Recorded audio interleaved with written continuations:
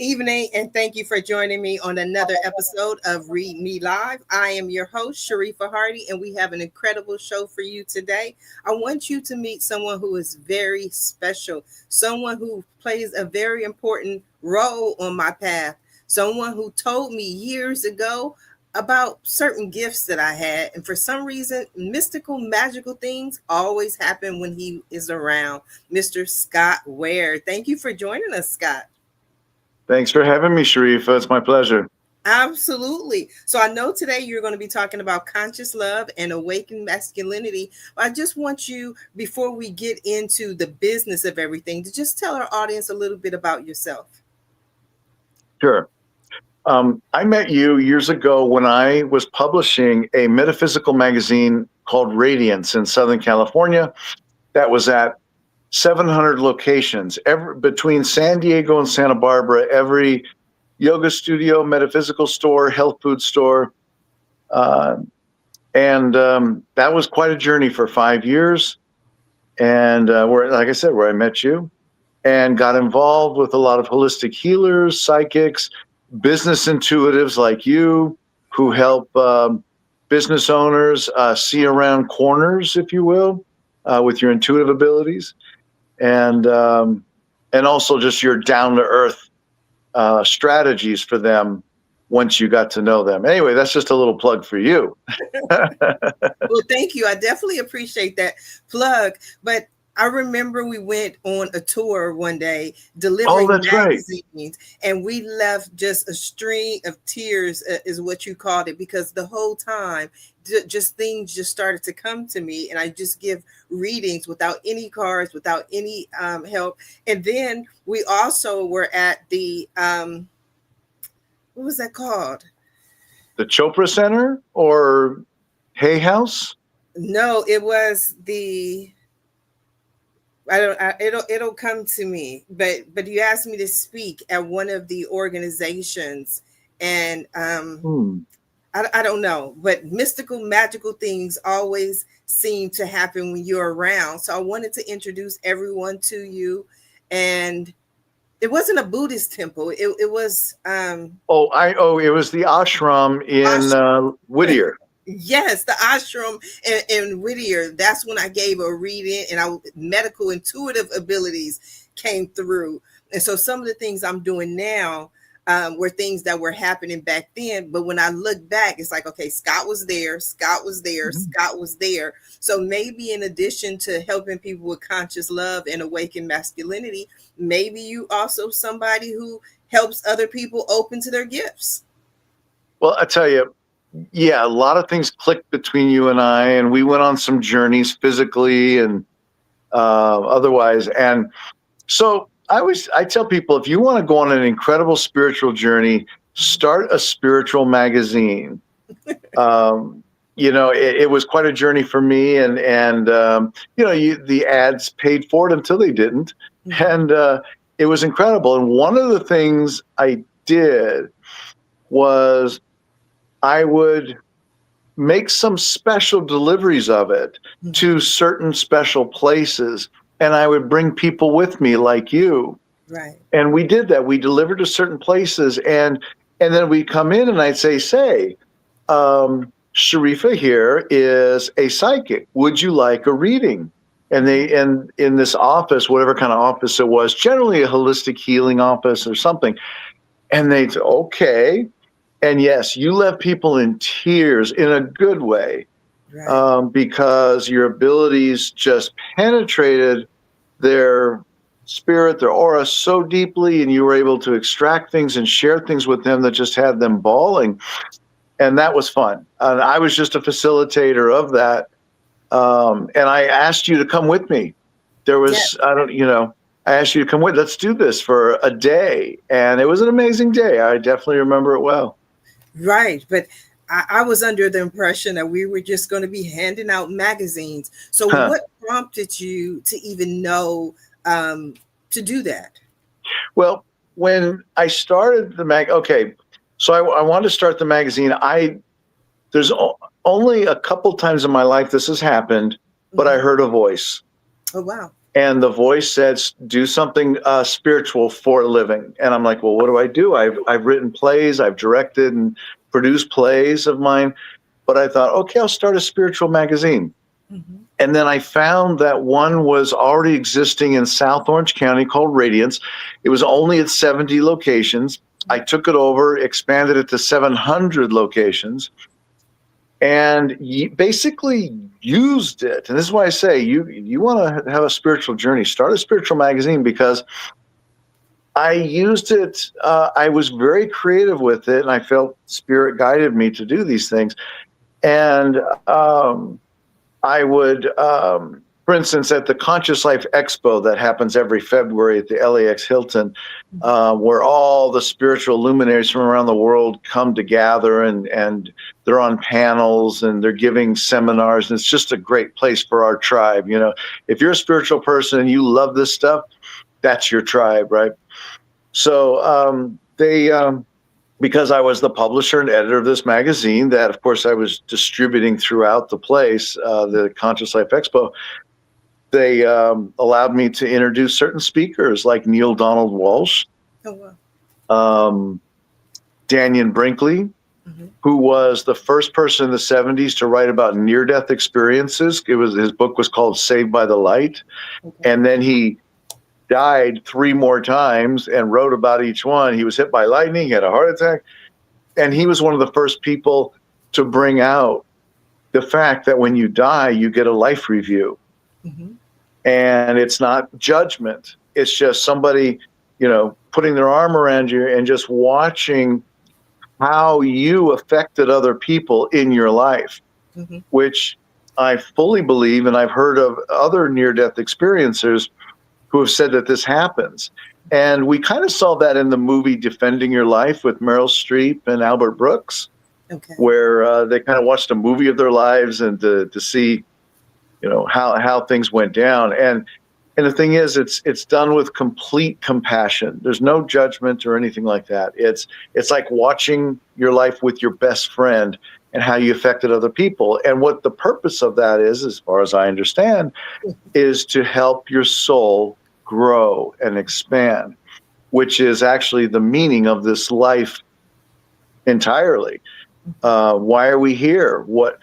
How did we get here? Why don't I remember what happened to me before? Well, some people do who have had past life regressions, but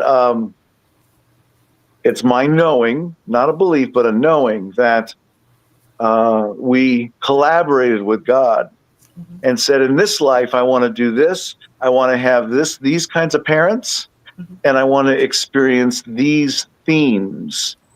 Now, they could be beautiful themes. They could be painful themes. I always like to tell that story that Neil Donald Walsh tells in his books, the Conversations with God that he wrote. He told a story that he actually pulled out and made it a children's book called The Little Soul.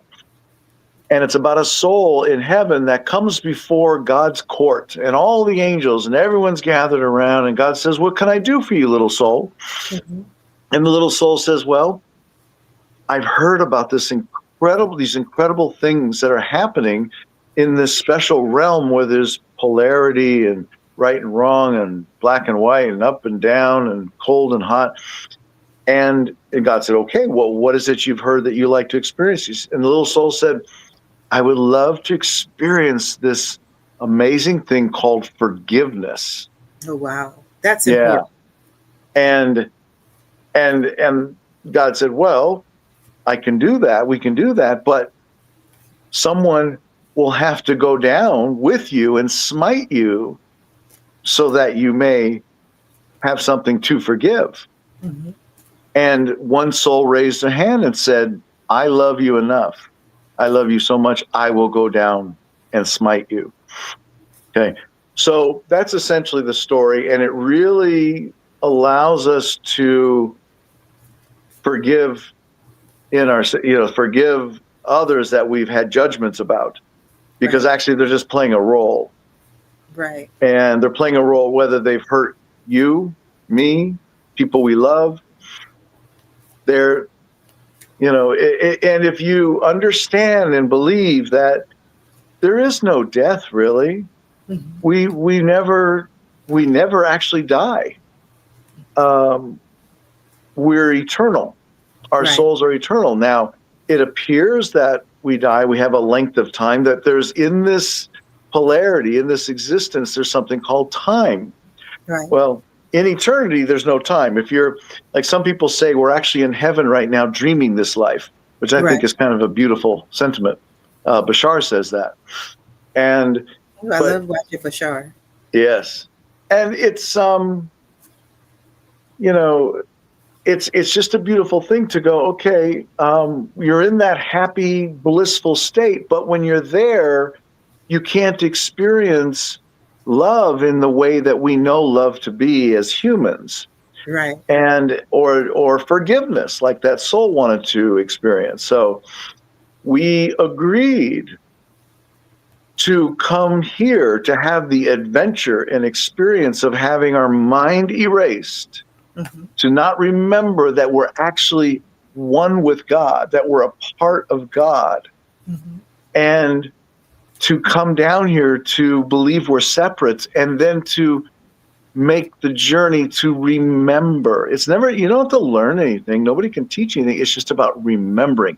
It's about letting go of things that Hmm. are in the way of your knowing your true self. And your true self is divine, glorious, beautiful, wonderful. And we've forgotten that, so that we could experience this polarity of good and bad and good and evil and whatnot. So I love to talk about this because it's a good reminder to not get caught up in worldly things. Right. Be in the world, but not of it. Don't let current events eat you up.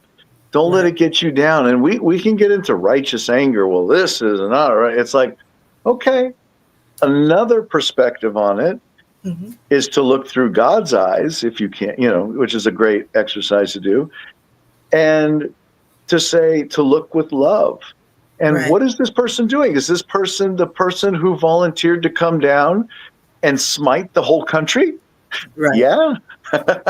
I won't mention any names, but everyone is playing a role.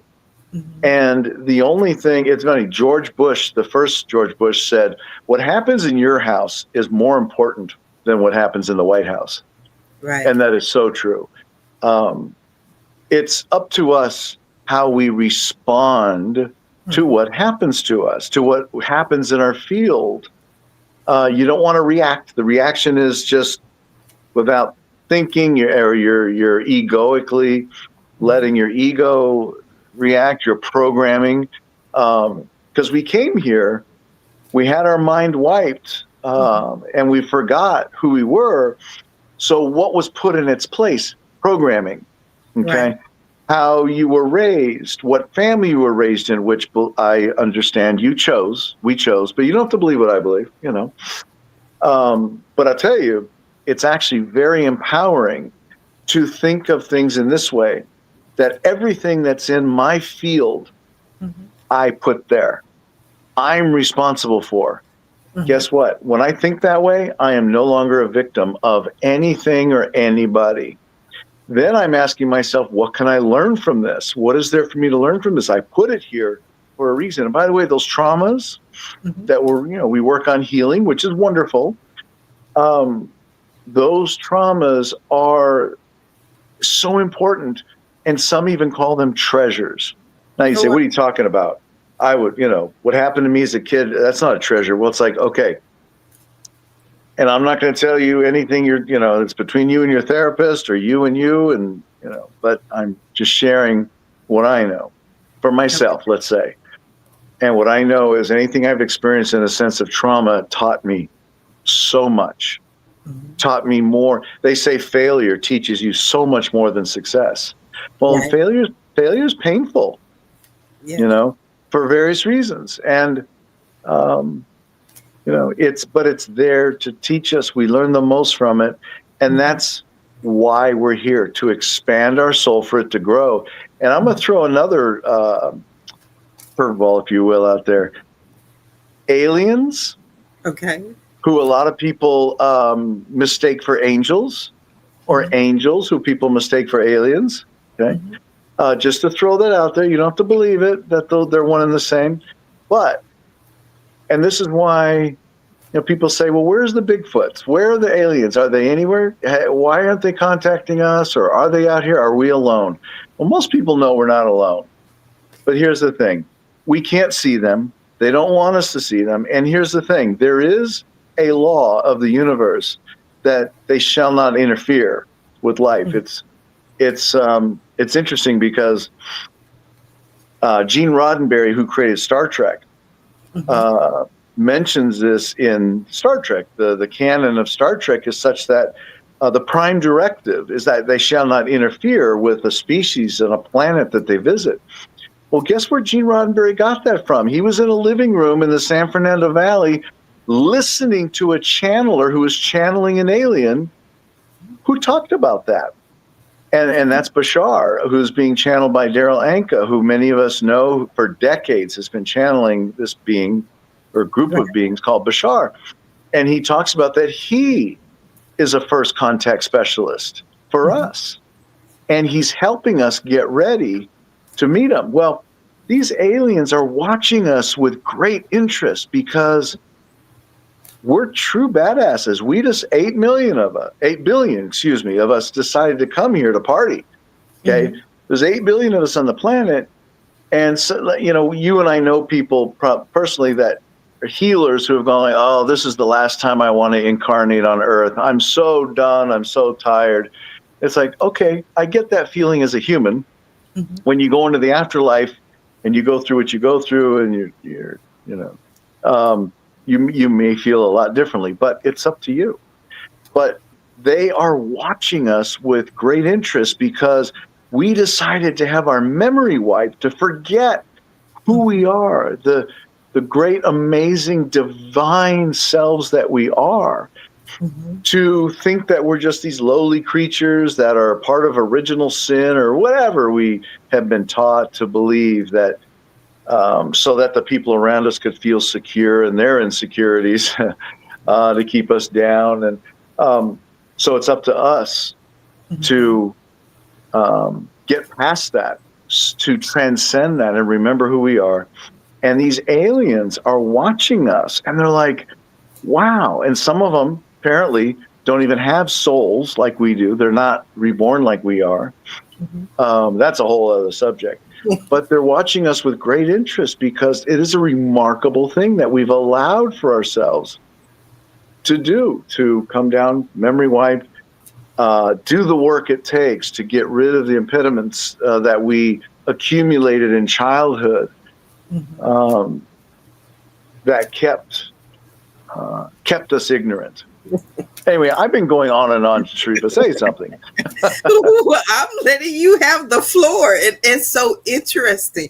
And I was listening to you, Scott, and one of the things that I have to say is you have grown.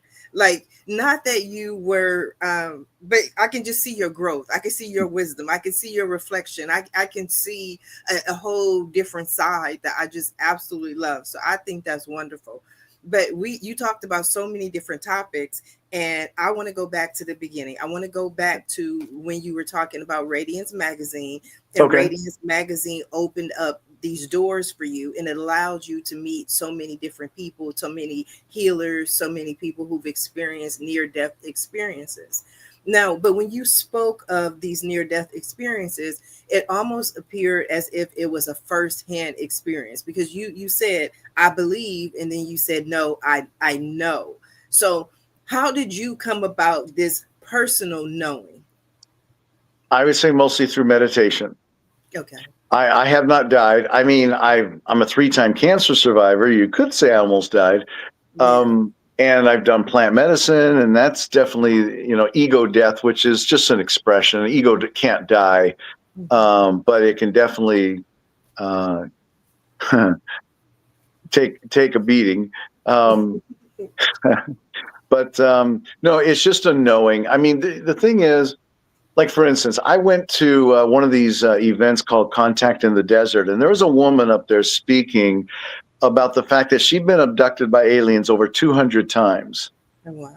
And she happened to she was a camera person on Baywatch of all things.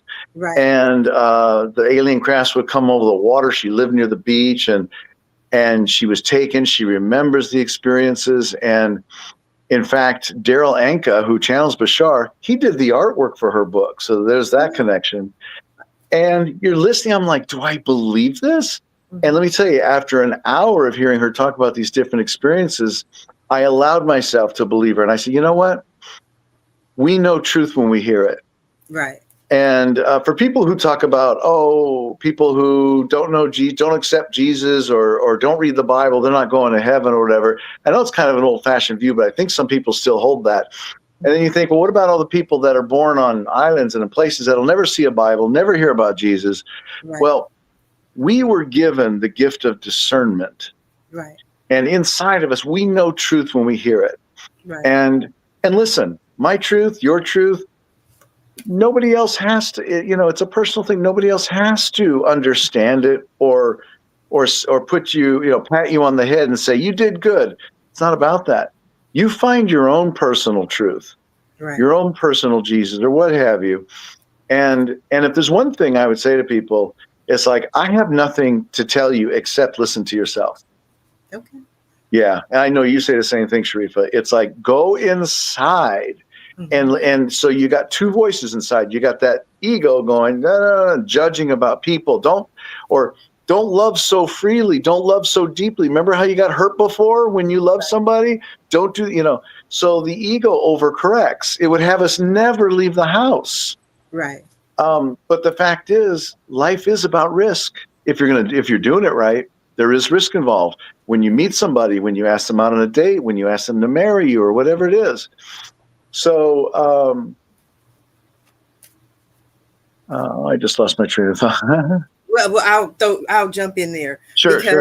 You said that you personally haven't had a near-death experience, no. But you also said you're a 3-time cancer survivor, which I would consider near-death experience, because what you're doing is you're experiencing what that possibility could be. And so has to make you face at some point even some idea of your own mortality, right? And that changes.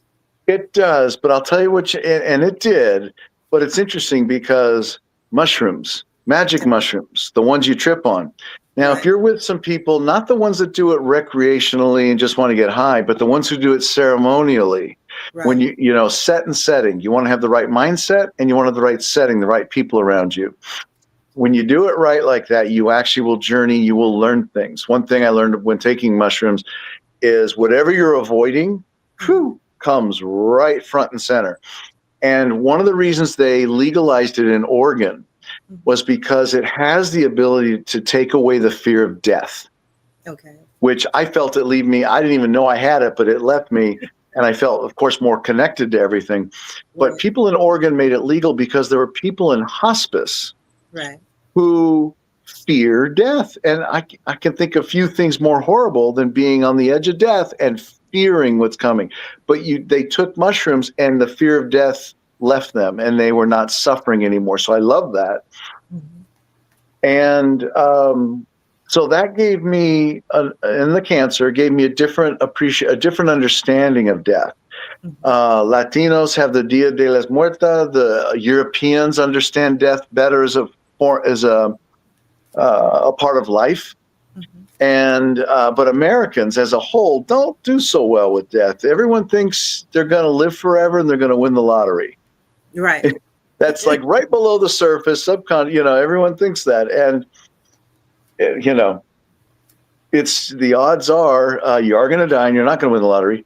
But so I became friends with Daniel Brinkley, who has sat bedside, the one who had all those near-death experiences.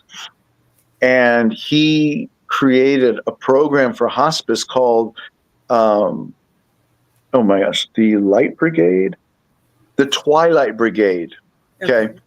And which you kind of get the meaning of. And it's how to meet the needs of the dying, which is why now I volunteer in hospice, because I have a special relationship with death. I know I can bring the calm. I know what's next is beautiful and amazing. And not just because thousands of near-death experiencers have expressed how much euphoria they felt until they were yanked back because it wasn't their time to go. Right. I know it from the psilocybin, but I also just have the knowing deep in me. I know what's next is beautiful. So, and I'm trying to get Danyan to write a book about it, because when I talk to him on the phone, I'm like, we got to be writing this down to help people. So that's one of my projects, is because he's a busy guy. The VA, the Veterans Administration, at half of their facilities have taken on his program. Okay. They have adopted his program that he created, and he's been at the bedside of hundreds of. He's been with hundreds of people who are taking their last breath. Mm-hmm. So and the fact that he died himself 4 or 5 times and came back, he knows death. So I was very inspired by him, and I learned a lot from him. And he talks about how valuable it is to me and to him to be at someone's side when they are at death's door.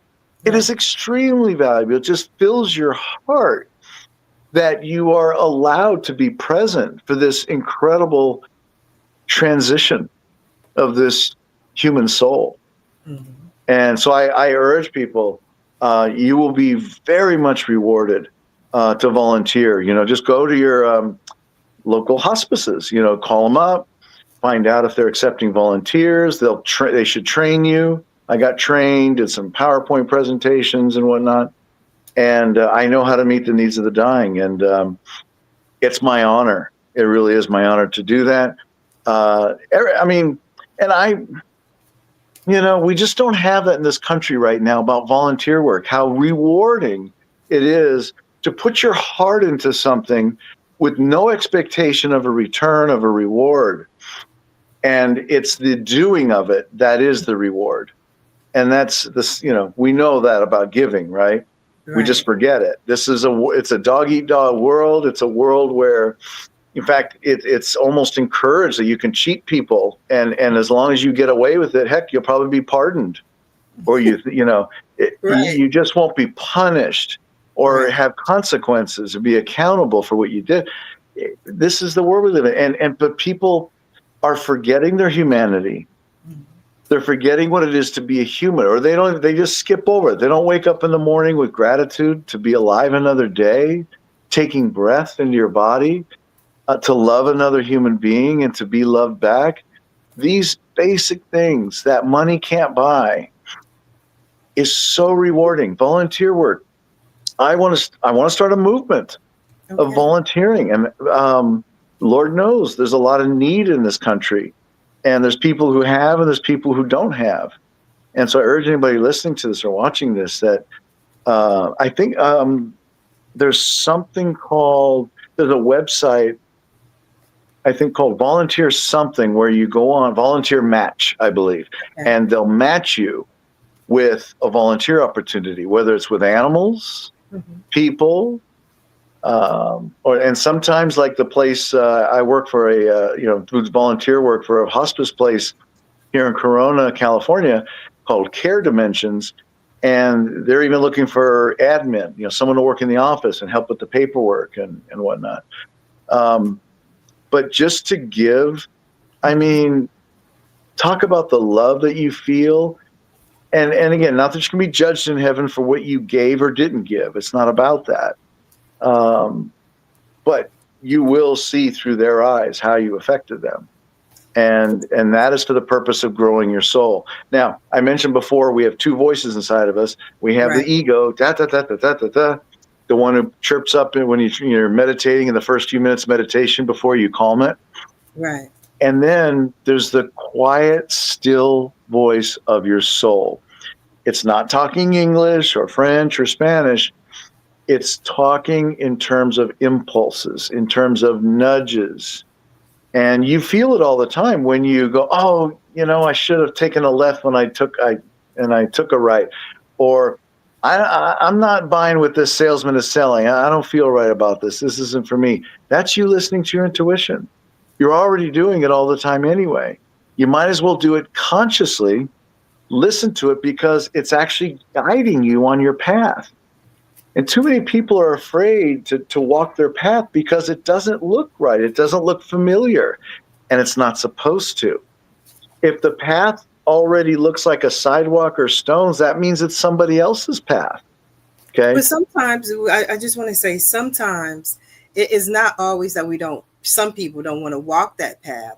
Is that I had one of the guests on my show, and we had a very interesting conversation. And she Mm-hmm. used the expression "sign your sign." And she was talking. I was like, "Wait a minute, what is a sign your sign?" She says, "So often we ask God, we ask the universe, we ask Spirit for a sign, right? Oh, And yeah. then a sign appears, and we're like, is that a sign? Was that a sign? Is this what I'm supposed to do? No, I need a sign of your sign." Like we expect. One of my all-time favorite movies is Bruce Almighty, right? I love that movie, Yeah. and he has these red flashing orange signs that point him in the direction that he needs to go. And so often when we have a path or our path is opening up, we're often unsure as, is that our path, or is that what we're supposed to be doing? Like for me, my mom told me 20 years ago to do more readings and go be professional reader. I went on this journey where I met you and met so many other healers and psychics and mediums and channels and so many wonderful people. But I was like, okay, how do I know this is what I'm supposed to do? So I don't think it's always, about being not wanting to take that path, but not always knowing if that is our path. Well, we mentioned Bashar, and one of the things he talks about that I heartily agree with is your purpose. You know your purpose when you follow your highest excitement. Mm, Following your highest excitement and it's nobody else telling you what to do. You know what yeah, excites you, what makes you passionate. Do that thing. And if it leads you to something else that's a little more exciting to you, do that thing. That was the purpose of it. It brought you to that thing. So right, this may not be your final stop, but when you follow your highest excitement, that means you're saying, I trust myself to right. know that I can tell myself what I should be doing with this body and with this spirit and with my energy and my love. Mhm. And it's always going to involve love. It's always going to involve your heart. The soulful messages from our intuition comes through our heart. The heart's attached to the soul, Mhm. and it's a beautiful thing. Now, if some people say, "Well, I love being a musician, but I can't make a living being a musician." It's not about making a living. Yeah, we got to make a living. We got to pay the rent. That's fine.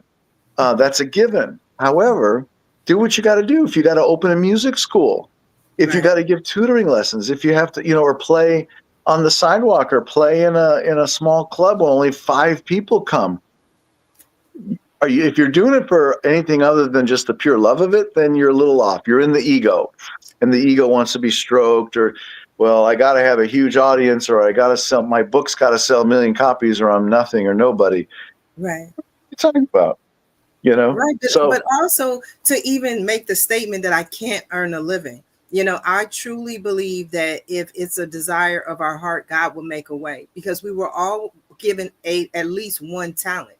And I yes, think so often we forget that that talent is to sustain us here on earth. We get caught up in this idea of the starving student or the starving artist, and that there's so much, joy in I got to starve to prove that this is what I'm supposed to do. When in fact, just saying that you can't closes a door that maybe you can. Like you said, look for other ways to be able yeah. to do with you what you love.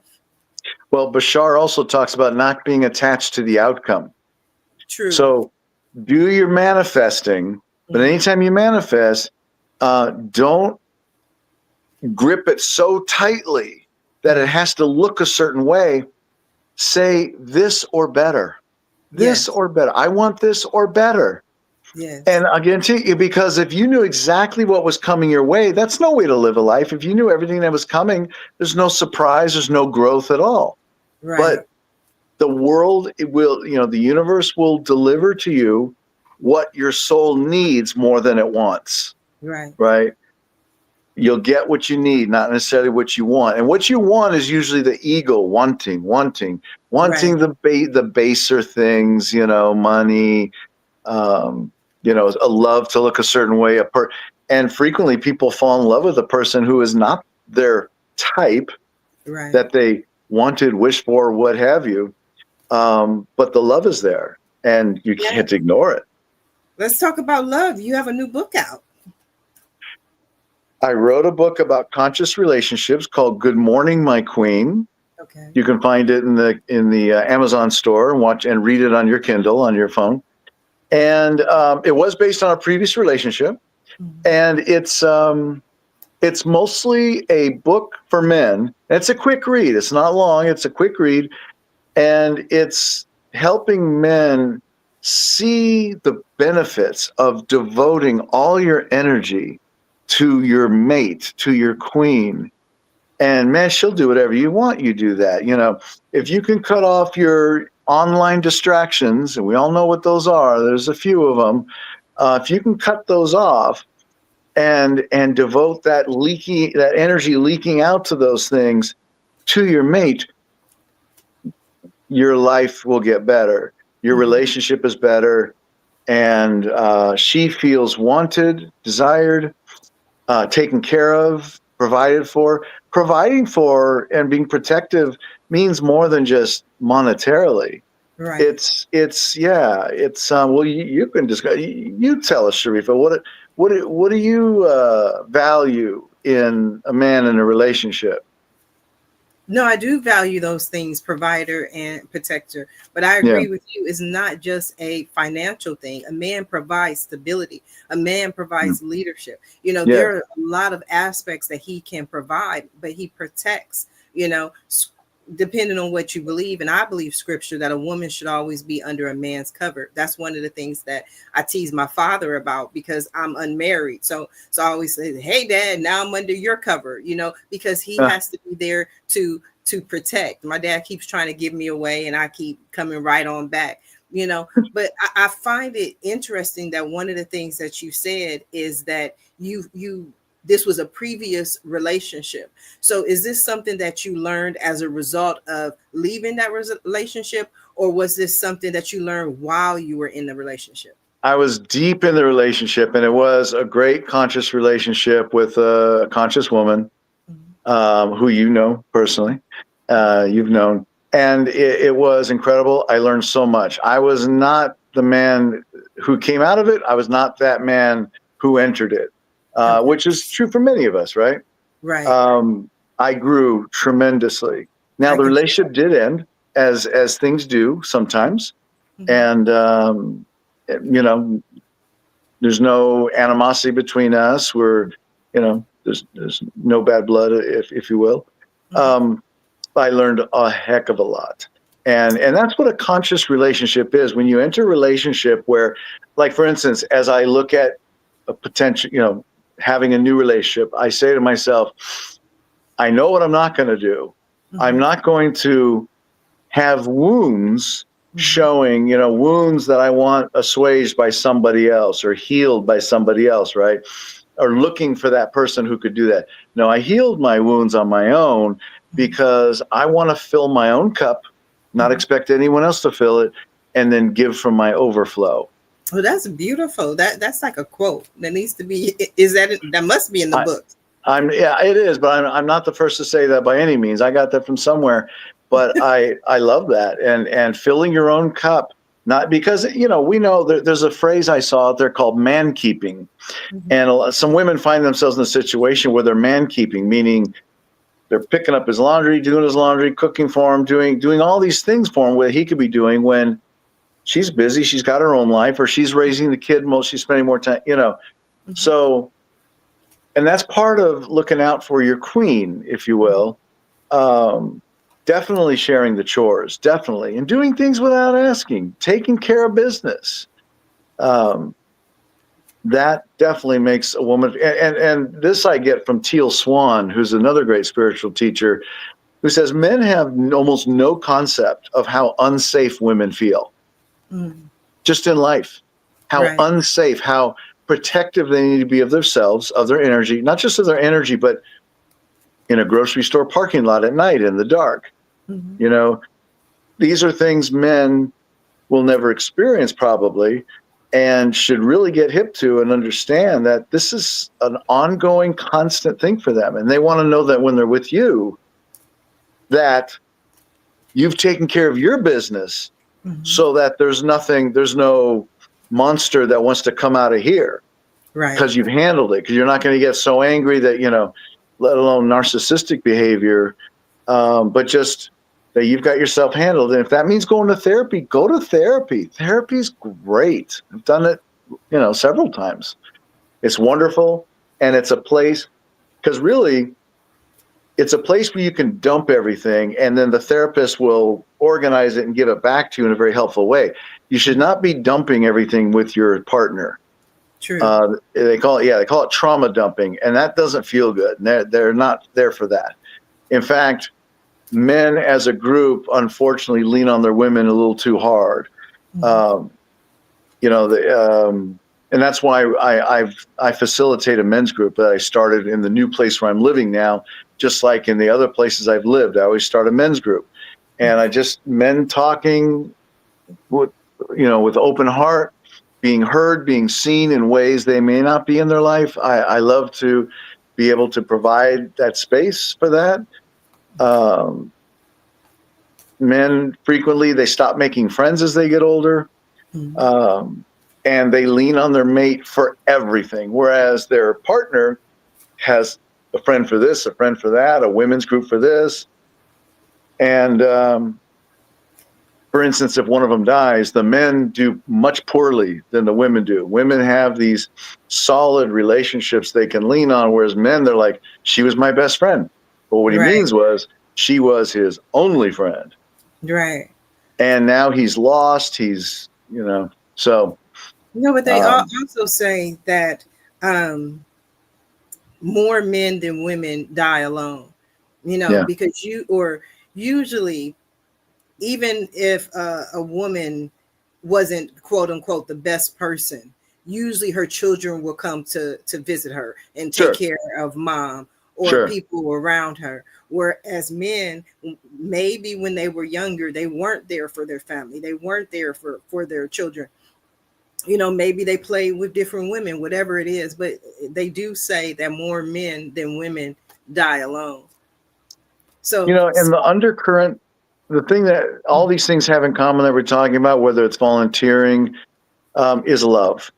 And yes. I've come to understand that love is not just a feeling, Mhm. it's a frequency. Right. And it's almost tangible. It's what actually, a lot of people believe it's what the very universe is made of. And Yes. if you want an excellent depiction of that, the movie Interstellar with Okay. Matthew McConaughey, they actually talk about it there. And they talk about how love is this frequency that you can use to even transport yourself. And he does that. And it's incredible. It goes over most people's heads, I think, but I urge you to watch it and look for it, especially in the second half of the movie when it really comes up. Um, in fact, going back to Bashar again, he talks about you're able to read people's minds when you Mhm. have a heart for them. So he doesn't call it telepathy; he calls it telepathy. Okay. Okay, empathy Mhm. yeah, and it really is the unified field that we need. That is there already. We just need to tap into it to heal this world. And We and do. that's the other thing. I mean, whatever you think of the world, whatever you think of politics, whatever you think of what's happening, um, Martin Luther King said that you can't fight hate with hate. You have to fight hate with love, which Right. feels counterintuitive. It doesn't feel right. It's like, what? But the Mhm. fact is, and I probably have heard this word Ubuntu, which I Yes. believe is the word that a certain African tribe, when someone is acting out, they're acting up, Mhm. acting out, outside the norms of the tribe. Do they punish them? Do they give them time out? Do they spank them? No, they love them back into the tribe. They Mhm. literally physically bring them in, hug them, love them, and make them feel heard and seen and felt. And man, we're so far from that now, but that's what we're here for. If we wanted utopia, like a lot of healers are like, I'm so tired of being boring. And it's like we came from a utopia. Okay. Right. That's what the blissful state of the other world is. But we came here to experience forgiveness. to learn to forgive, and to heal, the world. And there's plenty of that to go around. I we're, definitely ne- agree. we're we're almost never going to run out of enough opportunities to bring our heart and our love to heal. And that looks many different ways. Oh, and I remember when we started talking about the idea of talking today, I was thinking, let's talk about a very an issue that polarizes people: abortion. Okay, some people believe you can't tell a woman what to do with her body or what's in it, and other people believe that the fetus in the woman's body supersedes all rights of the woman. And I would say this: instead of taking a side, instead of getting involved in the politics of it, and this versus the other, us versus them, say, what does a world look like where abortions are never sought after, that abortions are unnecessary? How do we create that world? Now, I don't have all the answers, but I have the right questions. Okay. And I'm not here to give answers to tell people what to do. Nobody likes that, to be told what to do. But to ask that question, it suggests to me, okay, we got to love our daughters a little more. We got to bring them in, bring them closer. How do you do that? There's a lot of ways to do that. I'm not going to tell you how to do it. You can figure that. Some people, it's been shown that sex education lowers the rate of abortion. Yes. There's a direct connection. But a lot of people say, well, I don't want people teaching my kid to be gay or trans or whatever. I'm not want the government to do that. And it's like, okay, well, sir, then you come on in and teach for a day, okay? And get your neighbors to come in and teach the sex ed that, again, that's just one solution. Yeah. I think the bottom line is love. I think that's the message that you're bringing, and I think that's what we need to hear, and that's why we're having this conversation right now. Yes. Because I spent the last 5 years, literally 5 years, in politics, running from one office to another office. When I ran for Senate, there were 17,000 people who came out to the ballots to vote for me. Nice. But I said, after that, I said, is this really what I want to do? Do I want to be in politics? And like we talked about earlier, what brings you joy? What brings you happiness? And one of the things that I really enjoy is the podcast. I've been doing the podcast for years. I love reading for people. And so I've been able to combine it on my path and what I wanted to do. So we wanted to do a reading for you tonight, Scott. I love it. I just want to say one more thing on it. So okay. just tap into the love that you already have. Let it come out in whatever way it comes out. If it's volunteering, great. If it's hugging your family more often and telling them I love you, because tomorrow is never promised to anybody, right? So say you love them now. Don't wait. Don't hold back. Whatever love looks like to you. And Neil Donald Walsh has said, what would love do now? What would love do now? If we ask that on everything, we'll be on the right track. And if you're all about doing God's work, that puts you in alignment with God. What would love do now? Like, what would Jesus do now? What would love do now? You want to be doing God's work. You want to be an instrument of his peace. Yes. That's how. Nobody else can do it for you. You do it yourself. Don't wait for permission. Be a self-starter on that. It's already there. Scott, at the end, we give you a whole section where you give them you're ending the show. Go ahead with the reading. We're not ready to. You probably know the cards better than I do, Scott. Nah, I want to hear. Go ahead. You want to hear? Okay. I do. So I've been sitting here this entire time shuffling. Shuffling for me is my sign to spirit that I'm getting ready to do a reading. It also allows me to clear the energy from anybody that I read for before. And it allows me to focus my attention and tap into your energy. Okay. So I'm going to go ahead and do the reading. And the first card is your major theme, the major theme that's running through your life right now. And one thing I definitely see before I even turn over a single card is I know you got a lot of love to give, a lot of love to receive. But your main issue is the Page of Pentacles. The Page of Pentacles. That's the main theme, the main energy that's running through your life right now. And pages are messengers. Pages always bring news and pentacles being money, being the physical manifestation of what you need, or what I'm gonna say need, because we talked about wants earlier, and we know that there are physical aspects of what's going on in your life. So that is the Page of Pentacles. Okay. The next card that you have is the Five of Swords. The Five of Swords. All So the right. Five of Swords is about conflicts, it's about petty arguments, it's about disagreements, but it can also be debates. It's just about conversations and talking to other people, different strong viewpoints. But being Okay. a minor arcana card, it's not a major life lesson. It's not a major situation that you're going through. It's just sometimes when we have strong viewpoints, even when we deliver those viewpoints with love, everybody may not agree, and I can see that with some of the conversations and topics that you choose. But the next card that you have is the King of Swords. The King of Swords. And kings are either the element within ourselves or someone around us. But swords being ideas, information, intellect. One of the things that I always say about the King of Swords is that the king knows that he knows. He knows what he knows, and he knows that he knows, right? Mm-hmm. The only Yep. challenge, and I always use the word challenge. So I see the King of Swords right along with the Five of Swords. So again, this tells me that this is a lot of thought and a lot of ideas. But the challenge for me with the King of Swords is about just really add the heart into it.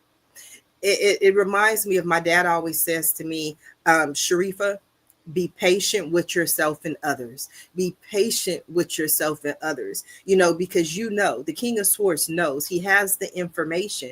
And sometimes it always surprises me. And I don't know why it surprises me. I'm like, why don't they see it? Why don't they get it? It's so easy. It's just love. Like, it's simple, right? But for some reason, you have to remember that not everyone can see it as clearly as you can.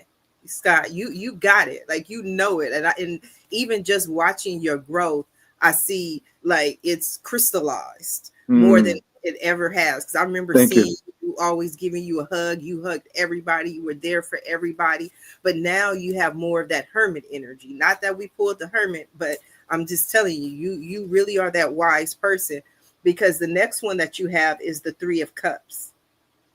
And the Three of Cups is beautiful for me, because the Three of Cups for me is about going out, outside of yourself. So this Ace of Cups being self-love, Two of Cups being partnership. So the Three of Cups is always more than you. This is those receptions. These are those gatherings. These are when people get together. And again, I kind of, this really symbolizes you to me, because you were always at the heart of the community. You were always at every event. You always were at every gathering. You were always around people, right? So this is not just about that, a date or that relationship. Is about community. I really see that as community for you.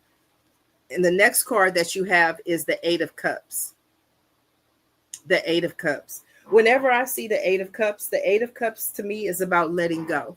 It's about walking away, right? But this is one of those cards. Everybody reads different. Different readers have their own translation, and a lot of people will see it as letting go. But one thing that I always remind people, or I like to share with people, is that the only reason she walks away is to return to where she was in the Two of Cups. She remembers who she was.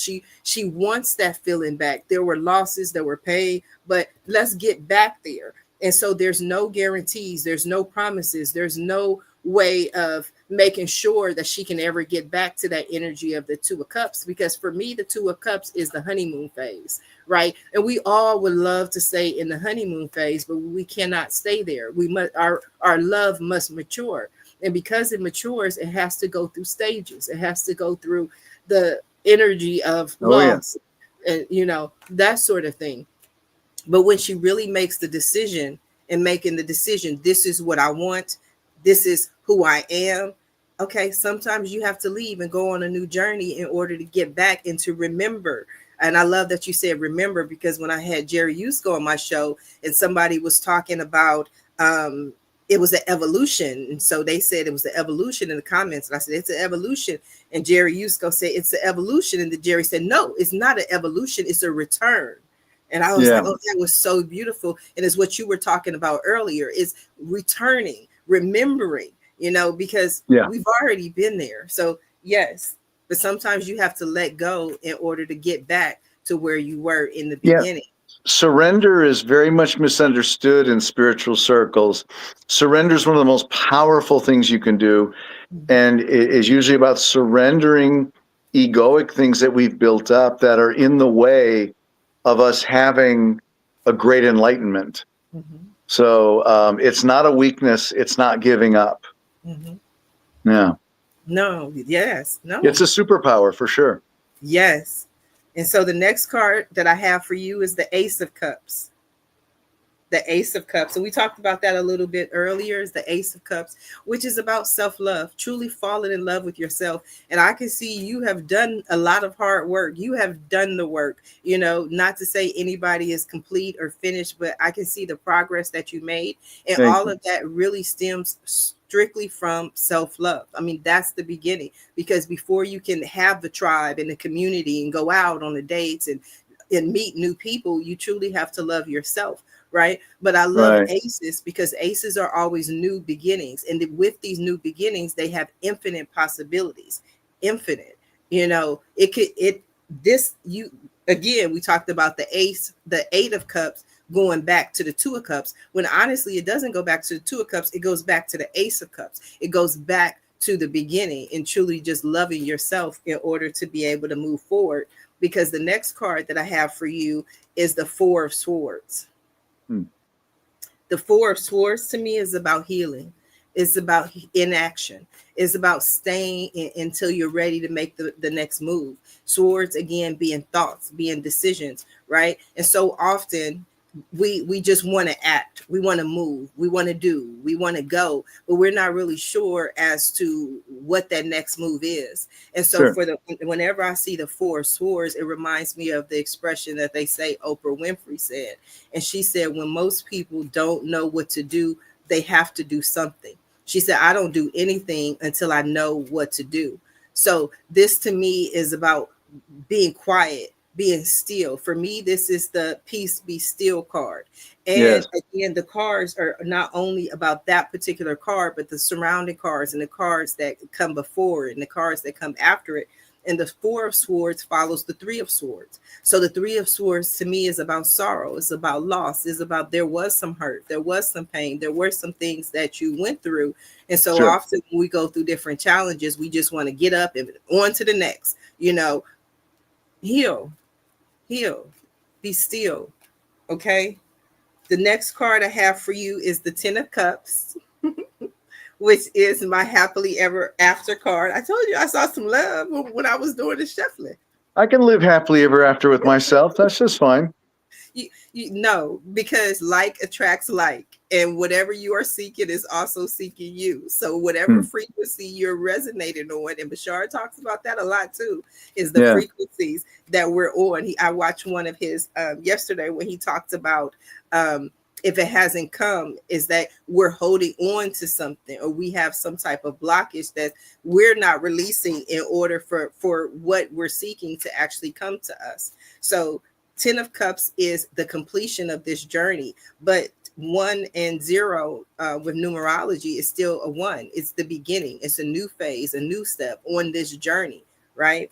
Yeah. Of letting go and this journey of self-love, right? So Yep. the next card that you have is the Hierophant. And the Hierophant to me is about spiritual truths, and it reminds me of what we were talking about earlier. Like, how do you know, Scott? How do you know? The Hierophant knows, the King of Swords knows, and they know that they know. And everybody, again, with the 5 of Swords may not agree with it. They may not like it, but the Hierophant has to speak his truth. He has to stand in his truth. He has to stand in his power, no matter how he was raised, no matter what he was taught, no matter what all the other people around him believe. This is who he is. So I did 10 cards for you, Scott. I always start with the position as far as the issue, because I think of it like a sandwich. You got the 2 sides of the bread, everything else is just in the middle. So then I always give the 10th card at the end of the day, the final outcome on your current path, where you are. This is what you need to know. And that's the Ace of Swords. the Ace of Swords. So you got two aces. Those are new beginnings. The Ace of Swords to me is always truth. And for me, truth is a double-edged sword, right? Sometimes the truth hurts. Speaking the truth hurts, but the truth shall set you free. So whenever I see that this is a message for me to stand in your full power. The Hierophant is a message to stand in your full power. Speak your truth. Speak your word. Again, back to the King of Swords. Just remember that everybody can't see it the way you see it. And so this is when we add the compassion. This is when we add the empathy and sharing our truth, right? Okay. So how does that resonate with you? Beautifully. Thank you. I loved it You're all. welcome. You're welcome. Do you have any questions for me? No, I don't. That was great. Okay. Well, Thank I'm you. glad you're very welcome. I'm glad you enjoyed it. Now we are coming down to the last few seconds of the show, and what I love to do at the end of every show is just simply allow my guests the opportunity to speak directly to the audience, to everyone who is watching this show live, as well as everyone who is watching in the archives, and let them know what you want them to take away from your appearance here today.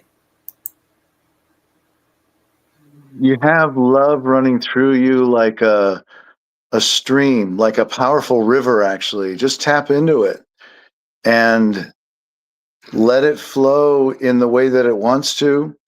Be an instrument of God's peace, and you will be rewarded 1,000 times. You will feel that you're doing the right thing. You'll never have to ask, what should I be doing? What should I do? When you follow your heart. And I recommend meditation to practice getting in touch with it and let the love come. And it will guide you what to do. You don't need to learn from anybody. Learn from yourself. You already have the greatest teacher. Your inner guru is inside of you, waiting for you to listen. Much love to everybody out there. I love that, waiting for you to listen. I'm listening. I am listening right now. I'm listening to some of the conversations that we've had in the past, and I'm listening to those small, still voices that are leading me along my path. Scott, I Beautiful. want to thank you for being today's guest. I also want to thank everyone who tuned in to watch the show live, as well as everyone who is watching in the archives. I definitely appreciate your support. And if you want to be sitting right there where Scott is and have your own reading, visit my website at readmelive.com. Until next time, everyone have a safe and a blessed day. Bye now.